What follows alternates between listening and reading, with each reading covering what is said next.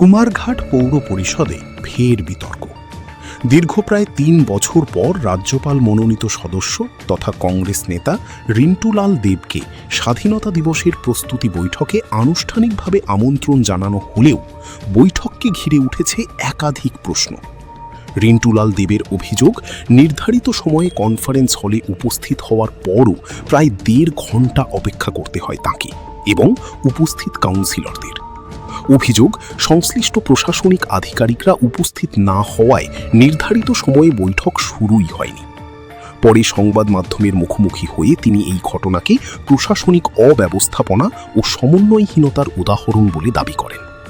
একই সঙ্গে জানান, দীর্ঘ ৩ বছর পর আমন্ত্রণ পেলেও এমন পরিস্থিতিতে শেষ পর্যন্ত সভাস্থল ছেড়ে চলে যেতে বাধ্য হন তিনি।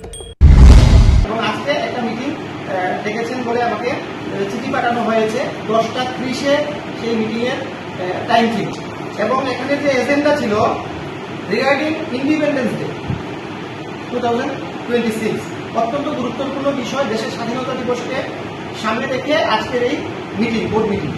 কিন্তু ঘড়ির কাঁটায় এখন 12টা বাজে। একটু মোবাইলটা ঘুরিয়ে দেখেন, ঘড়ির কাঁটায় এখন 12টা বাজতে আর 5 মিনিট বাকি। প্রায় 1.5 ঘন্টা হয়ে গেছে, মিটিং এখনো বোর্ড মিটিং শুরু হয়নি। কয়েকজন কাউন্সিলর এসছেন, দেখলাম যে যার মতো করে অপেক্ষা করছেন, আছেন হয়তো বাইরে, চলে গেছেন হয়তো, জানি না। তবে রিন্টুলাল দেবের এই অভিযোগের বিষয় কুমারঘাট পৌর পরিষদ বা সংশ্লিষ্ট প্রশাসনের পক্ষ থেকে সংবাদ প্রকাশ পর্যন্ত কোনো আনুষ্ঠানিক প্রতিক্রিয়া পাওয়া যায়নি। Bureau report, the news 9।